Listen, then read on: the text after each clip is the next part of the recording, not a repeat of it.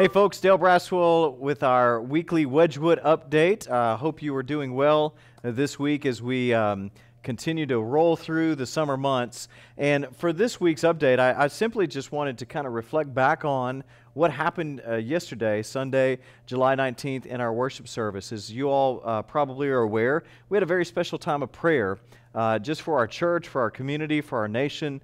And it was so incredible and encouraging to see so many people participate in that here at our church services where we were publicly gathered, but also all of you that were watching online, texting in your prayers or posting your prayers on social media. I'm sorry that we weren't able to get to all the ones that were texted in. We had so many incredible prayers of people that were just praying for our church or praying for different needs in our community. And so it was just a great opportunity for us to come together as Jesus' body, to be able to pray together and ask God to continue to work in and through our church and help us to be salt and light to our surrounding community. But I want to encourage you to not consider that just a one-time only event.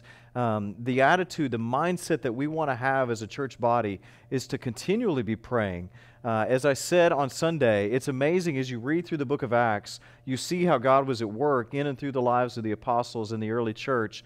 And so many times that work of God is connected to the early church praying and seeking after God to work in them and through them. And I think the same is true for us today, that we can have the nicest facility and great programs and great leadership and great strategies, but none of that really can ever take the place of God's Spirit working in and through us. And so as a result, let me encourage you to keep praying for our church, to keep praying for the needs in our community, to obviously keep praying for the needs in your own life.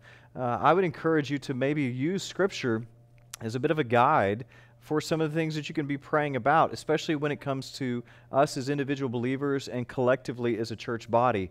We see there at the end of Acts chapter 2, what we looked at just yesterday very briefly, the description of the early church, and we see how God was working in them and how God was manifesting His presence there through the local church to the community around them. So maybe praying through Acts chapter 2, starting in verse 42 through the end of the chapter, and asking God to see and to work those things in Wedgwood, but also to pray for other passages of Scripture that we see in the New Testament.